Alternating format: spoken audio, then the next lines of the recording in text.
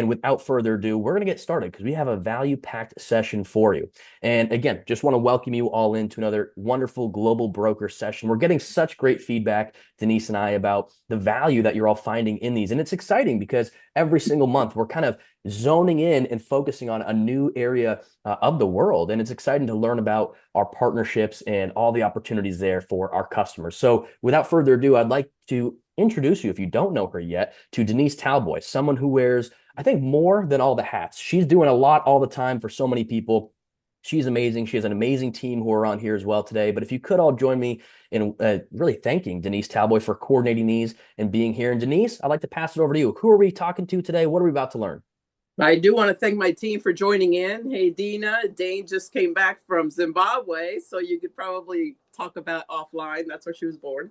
And we're super excited to do these. We know they make a difference. We see when the referrals come in for referrals globally. So we're thrilled to have another partner broker with us. I'd like to introduce Dane Dorfert from Forbes Global Properties. He will discuss, he's based in Hamburg. He'll discuss Berlin and Hamburg with us. But without further ado, I do want to bring in Dane to start talking to us about the market. Feel free to put your questions in the comments line, and Stephen will address those. Sure. Denise, thank you so much for having me and bringing me on. I hope this will give all of you some value and there will be some leads for all of us out of this. And I have to say that you have an amazing person with Denise and Stephen here, just an amazing team. And all of you are very fortunate to be part of this amazing company. And yeah, thanks again so much for having me.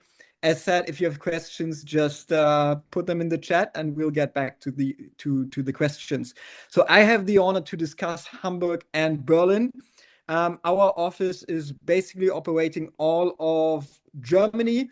To give you some context, Germany is the biggest economy in Europe. By far, we have about 85 million people working here. We've had a strong economy ever since basically 150 years. So after the Industrial Revolution, Germany has been very fortunate and came out as a winner of that.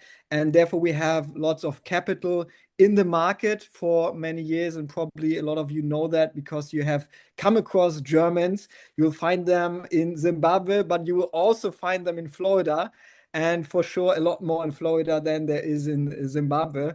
I think it is an interesting market and interesting group for you. And what I hope, or what my hope for this conversation is, or for this little talk is that whenever you stumble across some Germans, you will think of us, and that hopefully you can learn something about the German market so that you can give some extra value. And yeah, let's maybe just dive in. So I was asked to present two cities, which is Hamburg and Berlin. They are the biggest cities in Germany. Berlin, a little over 3 million people living there. Hamburg, around 1.85 million. So as you can see, Germany is not all of them are living in the big cities, because of the biggest city is 3.5, and then you have 85 million people. That speaks a lot, right? But we're going to jump in and present those two cities, and then we're going to talk after that. We're going to talk how does the real estate market in Germany work in general, so that you get a better overview of that. Stephen, could you push the next slide? Perfect. So Hamburg at a glance. Hamburg is what I have to say, because I am from Hamburg. It's the most beautiful city in Germany, of course. It offers a lot of heritage. We are actually a port city, so it's the third largest port in all of Europe, and therefore it is a trade city, and therefore we have lots of wealth within the city. It is the wealthiest city in Germany, with most millionaires living here. The tech side is in Berlin, but if it comes to trade, it's all based a lot of stuff is based from Hamburg. And we have a population, I said 1.8, I think it's 1.8 something. And then interesting in Hamburg is that we do have a lot of bigger suburbs. So Hamburg combined, what we call Metro Hamburg, is about another million of people who live within a distance of 25 miles within Hamburg. So it is actually quite wide stretched. We have an average square meter price. We measure everything in square meters of 5,800 euros.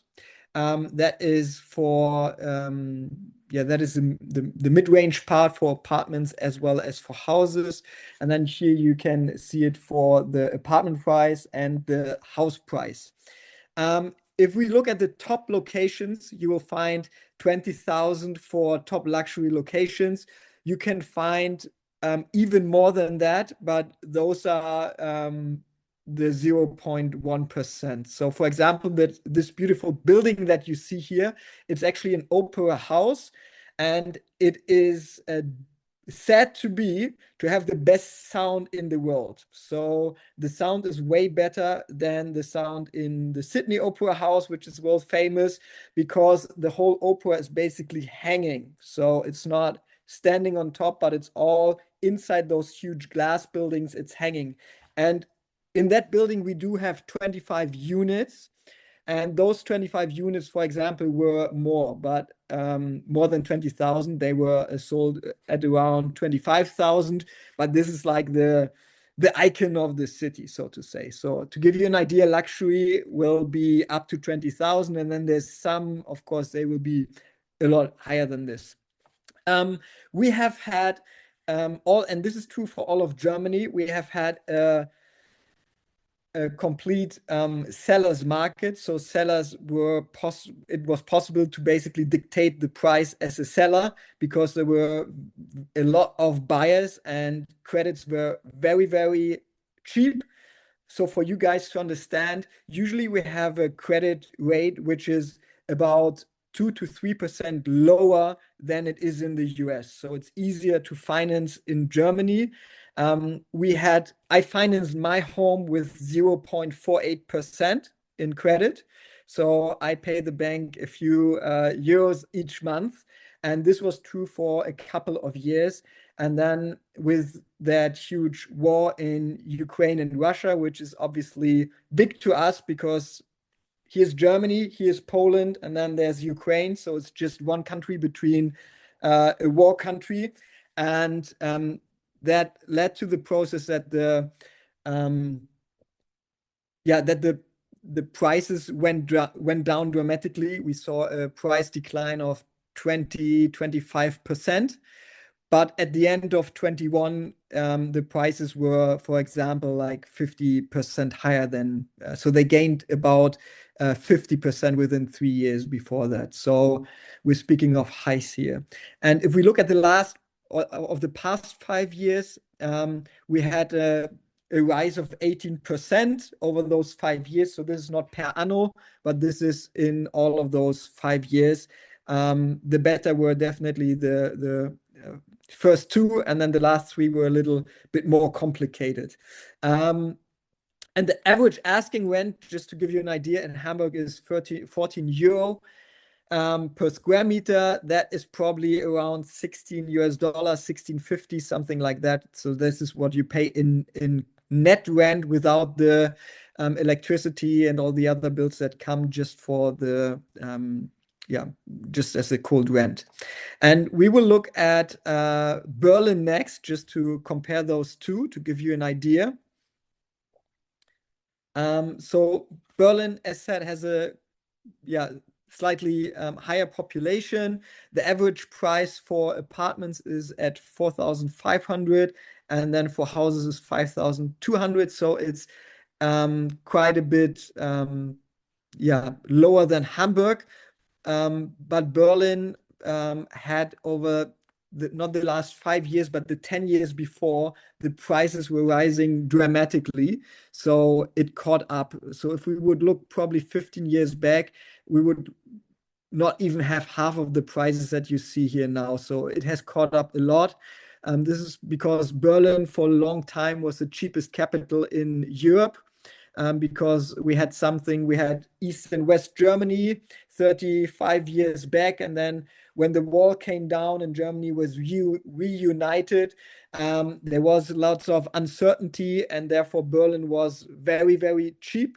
And so lots of musicians came here, lots of artists came here, and it became really the hip city of Europe. And until now, you will find world famous clubs. So people come from the States just to go clubbing here. You could go clubbing from Thursday to Monday straight without any breaks. And this is, of course, what a lot of artists and musicians liked a lot, the vibe of the city. And Berlin definitely has a special vibe that you will not find anywhere within Germany. And especially for the English speakers, Berlin, I would say, is the only city where you don't need to speak any German at all. You get along with English everywhere. So everybody you will talk to, you will get an answer in English. And that's quite different in other parts, especially in the south of Germany, where it's a lot more traditional, those leather houses and the Oktoberfest. This is all from the south of Germany. So it's a lot more traditional there, like the south in the US is as well. Berlin is the hip city, the big city, the crazy city. You will also see lots of silly stuff there and lots of funny people if you go on public transportation, which is the thing in Germany, which is doable, not like in the US, where you have to be scared. In some cities, at least in Germany, you can do public transportation. And if you do that in Berlin, you will see a lot of funny people. And it is definitely a vibe. If you haven't been, you should go at one point, because it is an amazing city.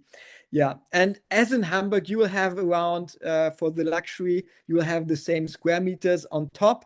The price change was not as dramatic as it was in Hamburg.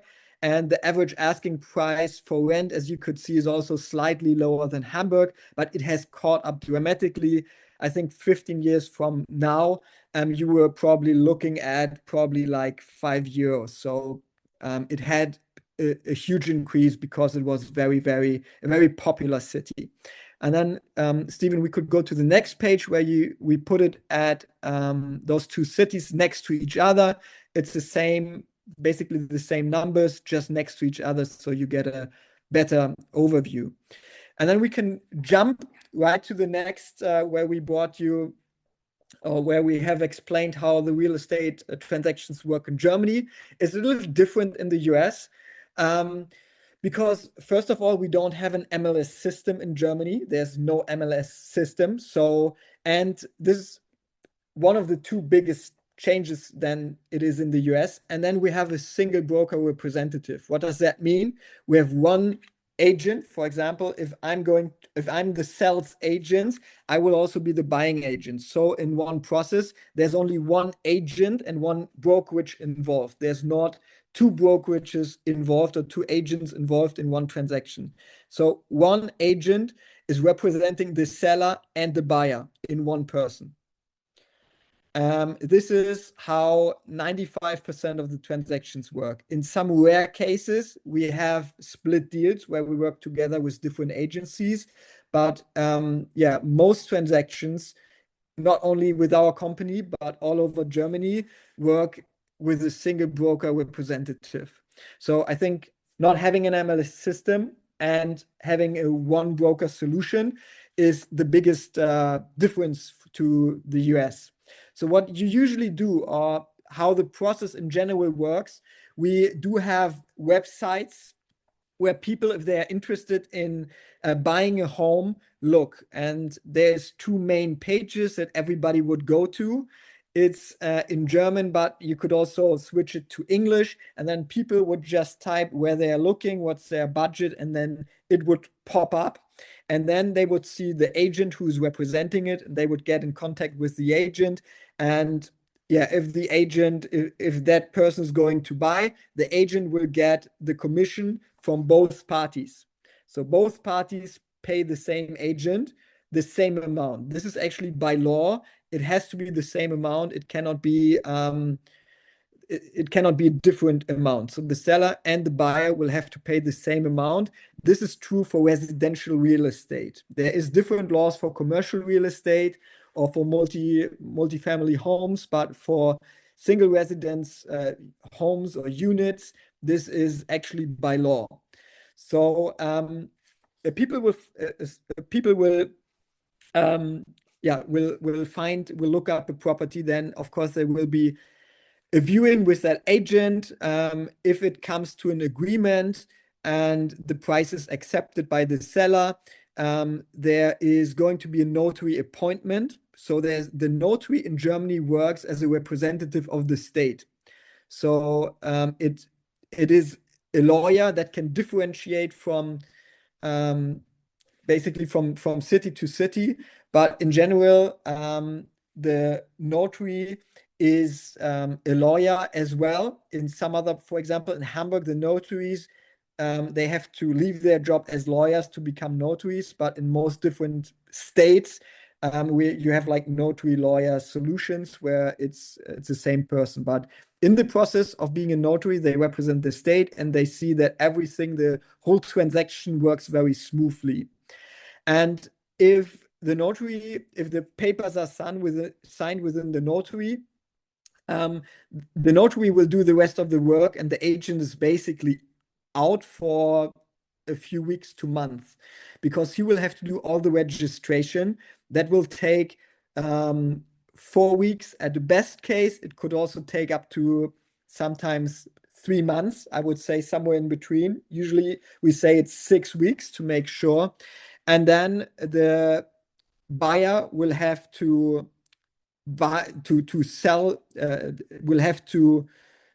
transfer the money to the buyer has to transfer the money to the seller. Sorry, my English, I'm giving my best here. My head is a little mixed up. Then the buyer will have to transfer the money to the seller. The seller will go back to the notary saying, I received the full amount of funds that we agreed on.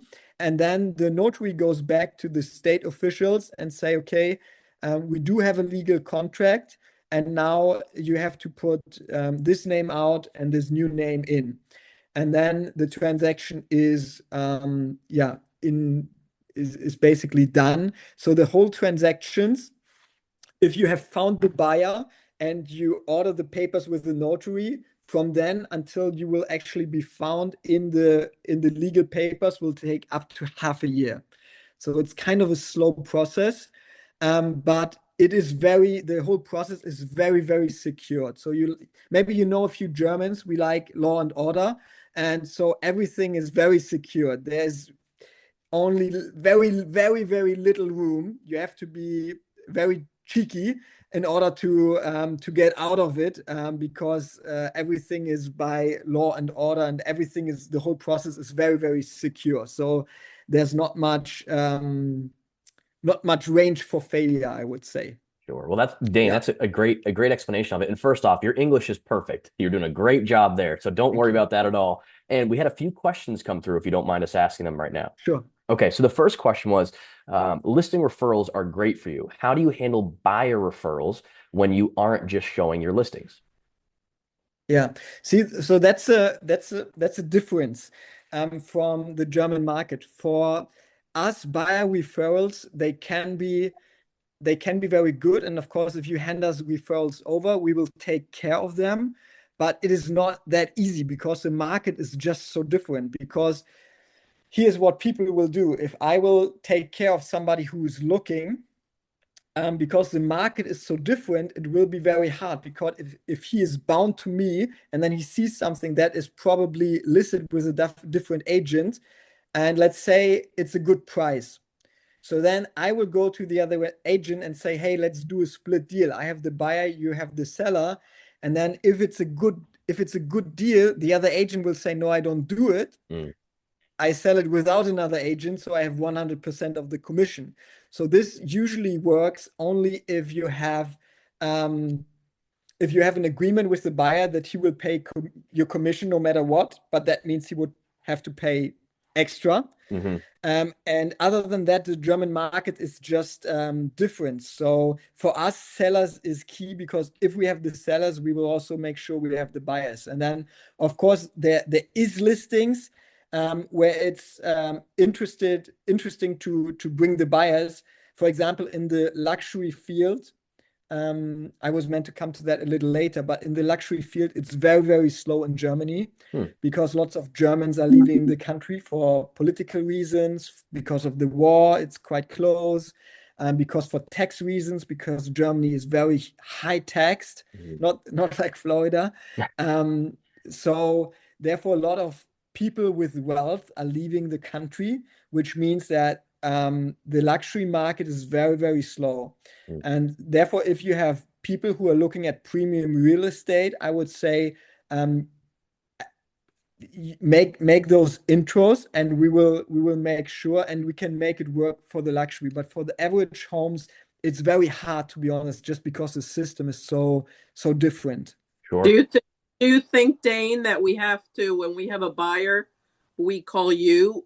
Are we forced to call other brokers that have the listings to make sure that we're protecting the agent's referral fee?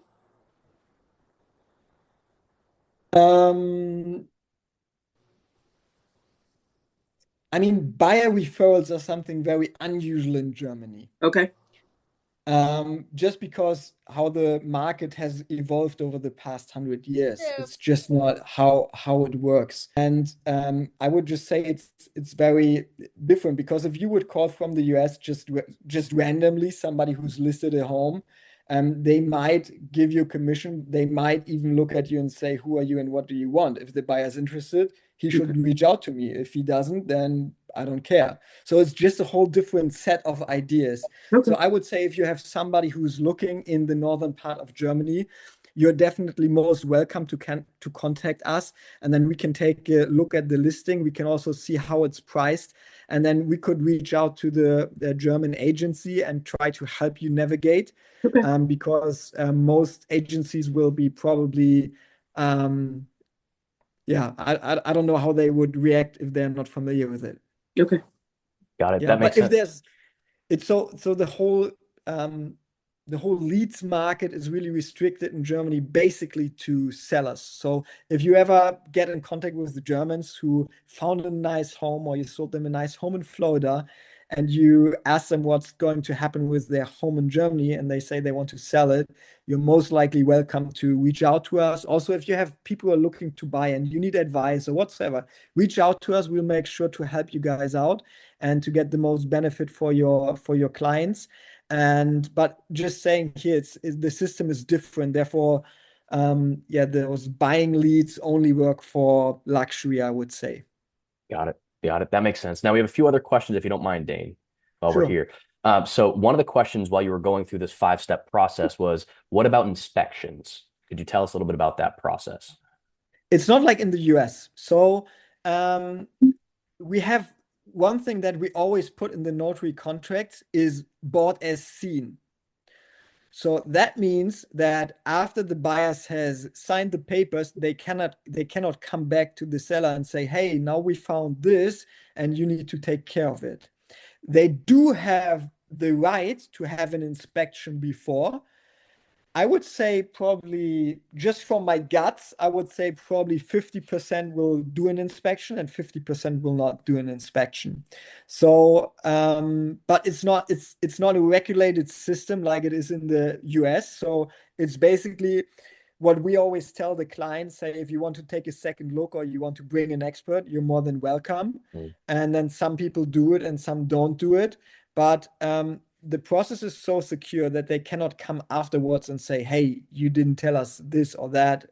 There's a few exemptions. I'm sticking to the Sure. bigger picture here. Yeah. Okay. Of course, there is some exemptions if if you're cheating, if you're hiding stuff, of course. But in general speaking, it's bought as seen, which means if you buy a bike as you saw it. You cannot go back afterwards and say, hey, this is damaged, I want it back, because you bought it as you saw it, and it's your responsibility as a buyer to make sure. So, but inspection is not such a big thing like in the US. The inspector comes and then the deal falls through. In Germany, it's really just like, I want to make sure that there's nothing here which costs me so much money so that I would be ruined. It's a totally different thing here.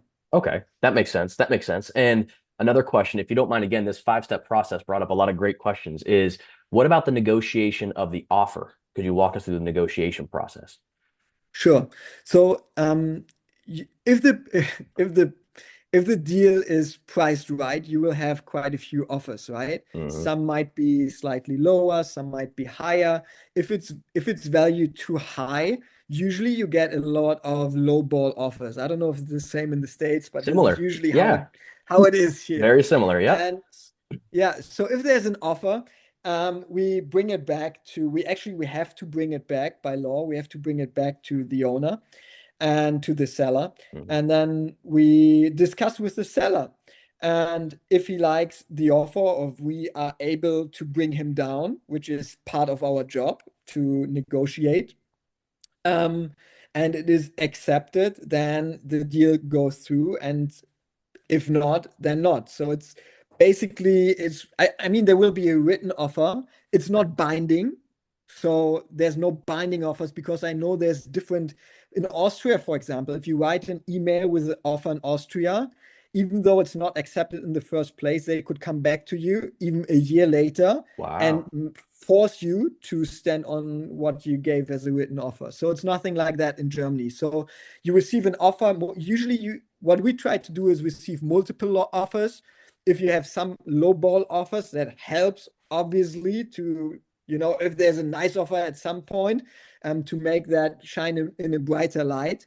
And yeah, if it's accepted, so basically the seller is in charge, and he will say that he like it. But one other thing, the German market is not really like the US market. In the US market, you can see everything. You can see who was the owner before, what price it was sold for. We don't have any information on that. So everything is really in the black. So people don't know when the property was sold before last time, if it was 20 years or 2 years ago or half a year ago or 100 years ago. People will not know that. And they will also not know what price it was dealt for back then. Wow. So it's lots of intransparency if it comes to those numbers in the German market. But yeah, usually there's an offer, and at some point it will get accepted, and that's our job to get it accepted, right? Yeah, very interesting. Thank you for that walkthrough as well. Now, if you don't mind, we have 2 more questions on this section. Is that all right with you? Sure. Okay, so the first question is, how easy is it to get a loan, and what are the interest rates? How about taxes, and what about taxes for a foreign investor? So I guess kind of 3 questions in a run there. But yeah, so Germany treats everybody the same. So if you're American, or you're from Zimbabwe, or you're German, it doesn't matter. So there's no other taxes. We all pay the same taxes, but we do pay taxes. And it is quite different, because in Florida, I know that the yearly taxes the yearly property taxes that you have to pay, they are very high, because you don't have income tax and stuff. We have all the other taxes. Therefore, the yearly taxes are very, very low. I don't even want to talk about it, because it's really just pennies. It's nothing you need to talk about. It's depending on the property. I just received something. So we bought something. It's a 125 square meter apartment in the best part of the city, and I have to pay 600 euros a year in property taxes. So it's like nothing. We don't even need to talk about it. But you have to pay a transaction tax. So whenever you buy something, and this is something the buyer has to pay, depending on the state that you are in. Hamburg is a city, but also a state. So if you buy in Hamburg, it's 5.5% on the agreed price that you will have to pay in taxes. And then there is 1.5 to 2% that you will pay to the notary and the government officials for the paperwork. So 5.5% in taxes, plus, let's say, 2% to keep it easy and to keep it simple, that you will have to pay. And then there is the agent. The agent here receives a 3% net, and then there's VAT on that, so 3.57%. So Okay. you have 5.5 plus 2 plus 3.57. So this is the transactions cost that you have as a buyer if you're buying a property. The tax I mentioned at first is different in Berlin. In Berlin, you pay 6%. Hmm. So it's slightly higher. And Okay. then if you move a little out of Berlin, you're behind the borders, or same is true for Hamburg, you pay 6.5. So it depends on the state that you're buying in. Interesting. But Berlin is 6 and Hamburg is 5.5% in one-time transactional property tax. Wow, that's a great explanation. Thank you so much for that, Dane. All right, the last question here, and then we'll promise we can get you to keep moving forward on this is what about closing costs? Could you walk us through maybe what's included or what those look like in general? So usually if you buy something in Germany, it doesn't come furnished. So most homes or most Germans are not really used to the American model where a lot of houses are sold even staged or with all the furniture. Hmm. So usually if you buy a unit or a house here, it comes empty. And then the transactional cost, was that what the question was, Yes, like Stephen? So closing cost, transactional cost, yes. yeah, so you pay the agent as a buyer, looking from the buyer side, you pay the agent 3.57%, including tax. You pay the notary costs plus government tax, government like paperwork stuff, which is 2%. And then depending on the state you're buying in, it's Hamburg 5.5, Berlin 6%. Um, and from the seller's side, the seller will not have to pay anything, nothing. So he pays nothing except the agent. So he Hmm. pays the same amount to us, which is 3.57%. Other than that, all the costs are with the buyer. And this is true for all of Germany. Interesting. Okay. That's a great point. Great point. And someone asked as well, are things like kitchen cabinets included? And I'm sure they are because they're fixed to the property. It's anything like a table, chairs, sofas, those typically aren't included.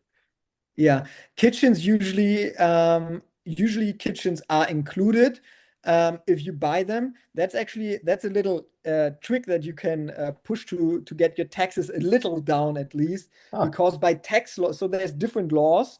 German literature, just a little fun fact, 50% of the tax literature worldwide are written in German. So now you can imagine wow. how difficult German tax regulations are. So from a tax perspective, the kitchen is not fixed to the house, but you could remove it anytime. Mm, So you usually buy it, it comes with a kitchen, and also the bathrooms, everything is fixed. It's just not the furniture, like you said, like the sofa and the beds and the lamps. But the kitchen is within that. But then you could, from a tax perspective, you could get the kitchen out and save some taxes on that. interesting. Very interesting. Well, thank you for answering that. So we're back to you. That's all the questions as of now. So thank you for those, Dane. Yeah, and if you have any questions, just shoot them out. I will be a little faster on the next slide, just to make sure I'm keeping yeah, this is basically what we just discussed, right? There's one agent per transaction. There's notary's fees and the transfer tax. We don't have any MLS systems, and foreign buyers are welcome. There's the same rules for anyone in the world than there is for Germans. Of course, we always have to do KYC, and KYC is quite strict in Germany, but we'll handle all of that, and you won't have anything to do with it because we also get yeah, the government comes to our company and checks if we do a right job. So we have to make sure everything is in order. Yes, I brought you some examples. So just that you have, maybe you could even move to the next slide. So this is some examples from Hamburg. This is a newly built, a semi-detached house. It's listed at 849,000 euros. So this is probably a little over $1 million. It's in a okay neighborhood. It's not like top tier neighborhood. It's a newly built, so people are going to move in for the first. It's 158 square meters, 6 rooms, and yeah, newly built this year. We can move on to the next one. So this is actually an old building. It's built in 1910, so more than 100 years old, 142 square meters, this apartment, 4 rooms, and it's 1.15 million euros, which is probably 1.35, something like that, US dollar. It's in a nice neighborhood, in a hip neighborhood where lots of students love to live because you have lots of bars and cafes and restaurants, and yeah, it's a nice neighborhood. We could move on to the next one. This one is in a very good neighborhood. It's yeah, as you can see, built in 2016. It has 237 square meters, 7 rooms, and 1.4 million euros, which is probably 1.7-ish US dollars. And it's a regular single house. A lot of houses actually look like this in Germany. This is like a typical German standard house, but it's in a good neighborhood. Therefore, the price is a little like this. Yeah, we can go to the next one. This is a little out of Hamburg. The first one, we can move to the next slide. So it's in a suburb of Hamburg. It's 2 million euros, 10 rooms, 650 square meters. It's built in the 70s. You could remodel it, but it was always remodeled. It comes with a pool. And yeah, this is something that you would even consider a villa. So this is already something on the yeah, upper price points. Yeah, this one is on a small island. We have the Baltic Sea and the North Sea.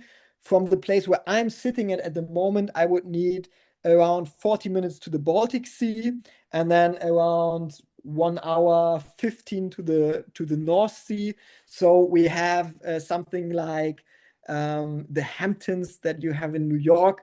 We have something similar here. And we do have a little smaller islands, and this is on one of the smaller islands. It's, yeah, you can see the price. Just due to time, you see all the numbers here. I don't have to repeat them.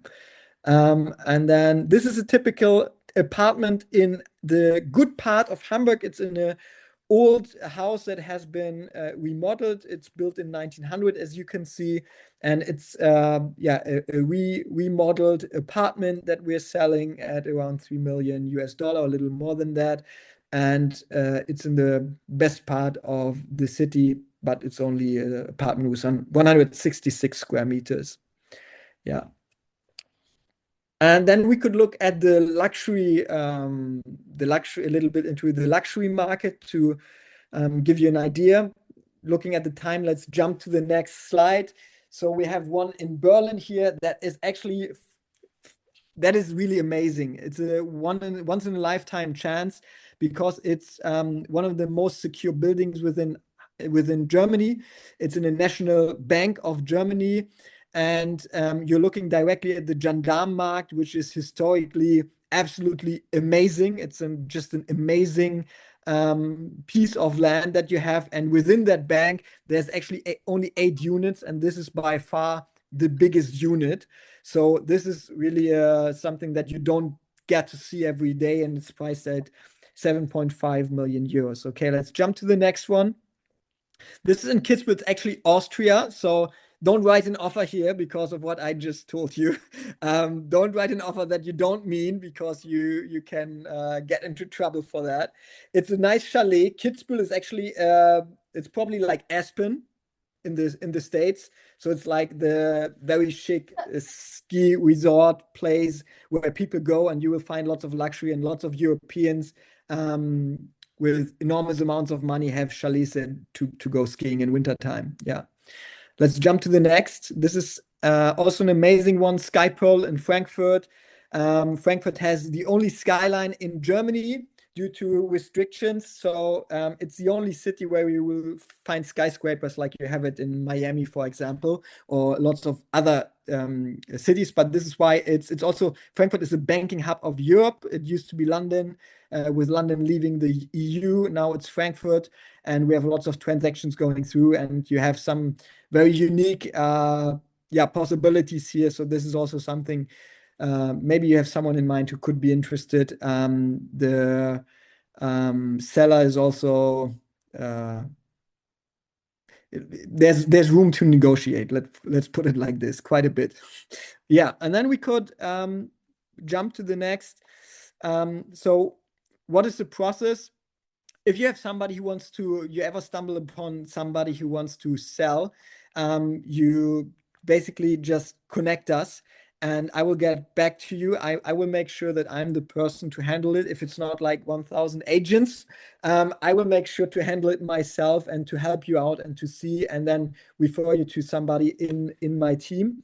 And we'll make it as easy as you can do. So if you have anyone in Germany who is looking to buy in the luxury field or who wants to sell, make a contact, and then we will basically take care of it. And in the end, if it's sold, you will receive the referral fee. And same is true in the other direction. If we have somebody who's looking to buy in Florida, I'm in very good contact with Denise. I'll make sure to shoot it over, and then maybe we will work together at some point, because we actually have, I have a lot of clients who already own in Florida. So there's lots of Germans that are already based there, and there's also a few people. A friend of mine, he just moved to Florida actually, just two months ago. He left Germany, so I think there will be good business in the future. Yeah, next one to keep the time. Yeah. Why refer us? You get a quick response. I'm a very sympathetic boy. No, just kidding. We do speak English. We speak multiple languages within our team, actually. Of course, you get a referral fee. We are all part of Forbes Global Properties. We are actually looking into the process of becoming a luxury or a leading RE member. So that should be closed within the next few weeks. And we have outstanding feedback of the clients that dealt with us before. And as with this, we come to the last slide, and I kept my timing, which is very important for me being a German. Thank you for listening. And if you have any questions, feel free to shoot them out or to reach us on WhatsApp or email or whatever. That was fantastic, Dane. I mean, really great job. And I love the punctuality. We appreciate that as well. And I think there's so much opportunity from what you just showed us in different areas too. And it's great to really look at Germany from all these different locations, Hamburg, Berlin, and then Austria. And the great point about that of, hey, if you're only put something in writing there if you're very serious about it from an offer perspective, but you can just tell the wealth of knowledge you have and the passion you have for this. Now, I'm going to ask you a tricky question that I like to ask all of our speakers. If you were to boil everything down that you just taught us about Germany, so Hamburg, Berlin, all these different areas, the investment opportunities, into one final golden nugget, what would that be? That when we think about Germany, the investment opportunities, connecting customers, working with Denise and her team through you, what would that golden nugget be, that key takeaway? Make sure that you work with a local expert, because as I stated with the tax literature, it is quite complicated if you don't speak German and if you don't know the laws. If you have an expert who knows everything, it's very easy and smooth. But if you don't, it's just complicated. It's the same if I would buy something in Florida, I would get somebody on my side who knows how everything goes, right? And that's probably the same. And if you think on Germany, don't only think on the Oktoberfest, but Germany is actually a very stable economy for more than 100 years. It's got we have worldwide investments from a lot from the States, actually. It's still very safe, no matter what you might hear in the media about Europe. Germany is still very, very safe. We have a very strong economy, even though some companies are leaving also to the US. But it's a very strong, it's a powerhouse, really. It's a powerhouse of Europe. Everything is in law and order. And you don't have to be afraid of making a misinvestment in Germany, because the prices, if you don't look at the last 2-3 years, but if you look in the mid-range or long-term perspective, I would say you cannot make a lot of mistakes with investing in German real estate. Great takeaway. Thank you for that, Dane. We really appreciate that. Denise, in closing, is there anything you'd like to say to Dane, to anybody watching live or watching the recording back? I mean, what a fantastic session. Yeah, this was a great information. I love the comparative between different markets in Germany. Thank you, Dane, for presenting to our team. Your English was perfect. Any questions at all that anybody may have, just reach out to me and we can loop in Dane and his team for whatever they need. If you are submitting a referral and need the link below my signature, I'll send you the link. And nothing. Thank you, Dane. We really appreciate you, and thanks for being part of the Kais family. Thank you, Denise. Thank you, Stephen. Thank you, everybody, for taking your time and listening. And thank you. Absolutely. Thank you so much, Dane. Thank you, everybody. We'll send out this recording. And if you have any questions, as Denise mentioned, reach out to her and her team, and they'll get you connected with Dane and his team. And until the next session, have a safe and productive week, everybody. And we'll see you soon. Thanks so much.